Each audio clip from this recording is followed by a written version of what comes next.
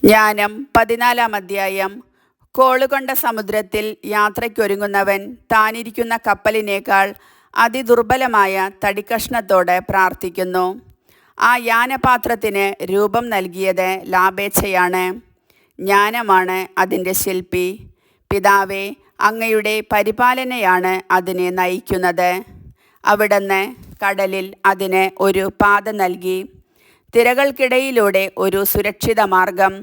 അങ്ങനെ അവിദഗ്ധനും കടൽ യാത്ര ചെയ്യാമെന്ന് വരുമാറ് ഏതാപത്തിലും നിന്ന് രക്ഷിക്കാൻ അങ്ങേക്ക് കഴിയുമെന്ന് കാണിച്ചു. അങ്ങയുടെ ജ്ഞാനത്തിൻ്റെ പ്രവർത്തികൾ നിഷ്ഫലമാകരുതെന്ന് അങ്ങയുടെ ഹിതമാണ്. മനുഷ്യർ തീരെ ചെറിയ തടിക്കഷ്ണത്തിൽ പോലും ജീവിതരക്ഷ ഉറപ്പിച്ച് തിരകളിലൂടെ ചങ്ങാടത്തിൽ സുരക്ഷിതരായി കരയ്ക്കടുക്കുന്നു. പണ്ട് ഗർവിഷ്ഠരായ മല്ലന്മാർ നശിക്കുമ്പോൾ ലോകത്തിൻ്റെ പ്രത്യാശാപാത്രങ്ങൾ ഒരു പേടകത്തിൽ അഭയം തേടി. അങ്ങയുടെ കരങ്ങളാൽ നയിക്കപ്പെട്ട അവർ ലോകത്തിൽ പുതിയ തലമുറയുടെ വിത്ത് അവശേഷിപ്പിച്ചു. നീതി നിർവഹണത്തിനുതകിയ പേടകം അനുഗ്രഹീതമാണ്. കരനിർമ്മിത വിഗ്രഹം ശപിക്കപ്പെട്ടതാണ്. അത് നിർമ്മിച്ചവനും ശപിക്കപ്പെട്ടവൻ. കാരണം അവൻ ആ നശ്വര വസ്തു നിർമ്മിച്ച് അതിനെ ദേവനെന്ന് വിളിച്ചു. അധർമ്മിയെയും അവൻ്റെ അധർമ്മത്തെയും ദൈവം ഒന്നുപോലെ വെറുക്കുന്നു. ശില്പത്തോടൊപ്പം ശില്പിയെയും അവിടുന്ന് ശിക്ഷിക്കും. ജനതകളുടെ വിഗ്രഹങ്ങൾക്കും ശിക്ഷയുണ്ടാകും. ദൈവസൃഷ്ടിയുടെ ഭാഗമെങ്കിലും അവ മ്ലേച്ഛതയും മനസ്സിന് പ്രലോഭനവും മൂഢന്മാരുടെ പാദങ്ങൾക്ക് കെണിയുമായി തീർന്നിരിക്കുന്നു. വിഗ്രഹനിർമ്മാണ ചിന്തയാണ് അവിശ്വസ്തതയുടെ ആരംഭം. അവയുടെ കണ്ടുപിടുത്തമാണ് ജീവിതത്തെ ദുഷിപ്പിച്ചത്. അവ ആദ്യം മുതൽ ഉള്ളതോ അവസാനം വരെ നിലനിൽക്കുന്നതോ അല്ല. മനുഷ്യൻ്റെ മിഥ്യാഭിമാനത്തിൻ്റെ ഫലമായി അവ ലോകത്തിൽ പ്രവേശിച്ചു. അവയുടെ പെട്ടെന്നുള്ള തിരോധാനം നിശ്ചയിക്കപ്പെട്ടിരിക്കുന്നു.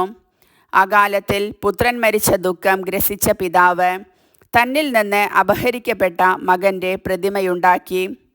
മൃതശരീരം മാത്രമായിരുന്നവനെ ഇതാ ദേവനായി വണങ്ങുകയും തൻ്റെ പിൻഗാമികൾക്ക് വ്രതാനുഷ്ഠാനങ്ങൾ രഹസ്യമായി നിശ്ചയിച്ചു കൊടുക്കുകയും ചെയ്യുന്നു. കാലാന്തരത്തിൽ പ്രാബല്യം ലഭിച്ച ഒരു ദുരാചാരം നിയമമായി തീരുകയും രാജകൽപ്പന പ്രകാരം ജനങ്ങൾ കൊത്തുവിഗ്രഹങ്ങളെ ആരാധിച്ചു പോരുകയും ചെയ്തു. വിദൂരസ്ഥരായ രാജാക്കന്മാരെ നേരിട്ട് വണങ്ങി സ്തുതിക്കാനിച്ഛിച്ചവർ രാജപ്രതിമയുണ്ടാക്കി.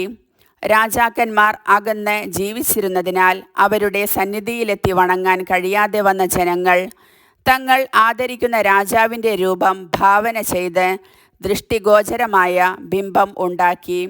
അങ്ങനെ തങ്ങളുടെ ആവേശത്തിൽ അവർ അദൃശ്യനെങ്കിലും അടുത്തുള്ളവനെ പോലെ അവനെ സ്തുതിച്ചു. ക്രമേണ ഉത്കർഷേച്ഛുവായ ശില്പി രാജാവിനെ അറിയാത്തവരിലും ഈ ആരാധന പ്രചരിപ്പിക്കാൻ ഉത്സാഹിച്ചു. രാജാവിനെ പ്രസാദിപ്പിക്കാനാവാം അവൻ രാജാവിൻ്റെ രൂപം കൂടുതൽ സുന്ദരമായി ഉണ്ടാക്കാൻ കൗശലം കാണിച്ചത്. ശില്പത്തിൻ്റെ വശ്യതയിൽ ആകൃഷ്ടരായ ജനങ്ങൾ അല്പം മുൻപ് മനുഷ്യനായി ബഹുമാനിച്ച വ്യക്തിയെ ഇതാ ആരാധനാ വിഷയമായി കണക്കാക്കുന്നു. ഇത് മനുഷ്യവർഗത്തിന് ഒളിഞ്ഞിരിക്കുന്ന കെണിയായി തീർന്നു. നിർഭാഗ്യത്തിൻ്റെയോ രാജാധികാരത്തിൻ്റെയോ അടിമത്തത്തിൽപ്പെട്ട മനുഷ്യർ കല്ലിലോ തടിയിലോ നിർമ്മിക്കപ്പെട്ട വസ്തുക്കൾക്ക് ഒരിക്കലും വിളിക്കാൻ പാടില്ലാത്ത പേരു നൽകി. ദൈവത്തെക്കുറിച്ചുള്ള അറിവിൽ അവർക്ക് തെറ്റുപറ്റിയെന്ന് മാത്രമല്ല, സംഘർഷത്തിൽ ജീവിക്കുന്ന അവർ ആ വലിയ തിന്മകളെ സമാധാനമെന്ന് വിളിക്കുകയും ചെയ്തു. ശിശുബലിയും ഗൂഢാനുഷ്ഠാനങ്ങളും വിചിത്രാചാരങ്ങളോടെയുള്ള മധുരോത്സവങ്ങളും നടത്തിയാലും അവർ തങ്ങളുടെ ജീവിതമോ വിവാഹമോ പാവനമായി സൂക്ഷിക്കുന്നില്ല. പകരം അവർ പരസ്പരം ചതിയിൽ വധിക്കുകയോ വ്യഭിചാരത്തിൽ ദുഃഖിപ്പിക്കുകയോ ചെയ്യുന്നു.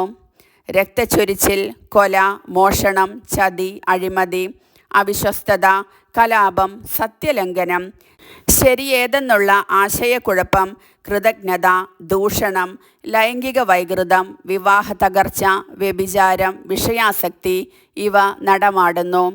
പേരു പറയാൻ കൊള്ളാത്ത വിഗ്രഹങ്ങളുടെ ആരാധനയാണ് എല്ലാ തിന്മകളുടെയും ആരംഭവും കാരണവും അവസാനവും. അവയെ ആരാധിക്കുന്നവർ മതോന്മത്തരാവുകയും നുണകൾ പ്രവചിക്കുകയും നീതികേടായി ജീവിക്കുകയും കൂസലന്യെ സത്യം ലംഘിക്കുകയും ചെയ്യുന്നു. നിർജീവ വിഗ്രഹങ്ങളിൽ പ്രത്യാശയർപ്പിച്ച് അവർ ഉപദ്രവമുണ്ടാവുകയില്ലെന്ന പ്രതീക്ഷയോടെ നീചപ്രതിജ്ഞകൾ ചെയ്യുന്നു. വിഗ്രഹങ്ങൾക്ക് തങ്ങളെ തന്നെ സമർപ്പിച്ച് അവർ ദൈവത്തെക്കുറിച്ച് തെറ്റായ ധാരണകൾ പുലർത്തി വിശുദ്ധിയോടുള്ള അവജ്ഞ മൂലം കള്ളസത്യം ചെയ്തു.